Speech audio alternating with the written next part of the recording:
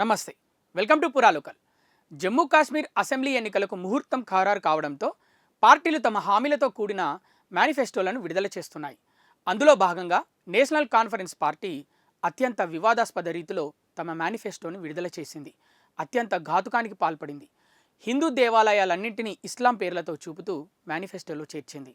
అంతేకాదు, కాశ్మీర్కు ఆర్టికల్ 370ని పునరుద్ధరణ విషయం కూడా అందులో ప్రస్తావించింది. జమ్మూ కాశ్మీర్లో హిందూ వారసత్వానికి అత్యంత ముఖ్యమైన శంకరాచార్య కొండను తఖ్త్ ఈ సులైమాన్ మరియు హరిపర్బత్ అని కొహియే మారన్ అంటూ మేనిఫెస్టోలో పేర్కొన్నారు. అంతేకాకుండా ప్రాచీన హిందూ వారసత్వ ప్రదేశాలకు ఇస్లామిక్ పదజాలాన్ని వాడారు. ఆర్టికల్ 370, 35Aని పునరుద్ధరిస్తామని పేర్కొన్నారు. దీని ద్వారా వేర్పాటువాద భావాలకు మళ్ళీ ప్రాణం పోస్తున్నారని అర్థమైపోతుంది. ఆర్టికల్ 370ని కేంద్ర ప్రభుత్వం ఎత్తేసిన తర్వాత జమ్మూ కాశ్మీర్ పర్యాటక రంగంలో దూసుకెళ్లింది. దాదాపు 1,88,00,000 మంది పర్యాటకులు స్వేచ్ఛగా వచ్చి వెళ్ళినట్లు లెక్కలు చెబుతున్నాయి.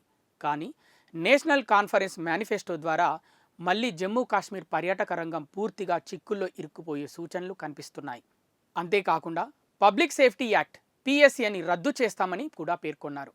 పౌర స్వేచ్ఛ కోసం ఇది అత్యంత ఆవశ్యకమని తన మేనిఫెస్టోలో తెలిపారు.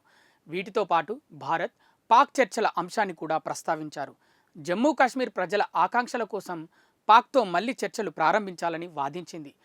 అలాగే UCC, CAAని కూడా తీవ్రంగా వ్యతిరేకించింది. ఇవి ఇప్పటివరకున్న అప్డేట్స్. మరిన్ని అప్డేట్స్ కోసం చూస్తూనే ఉండండి Puralocal, your choice for local voice.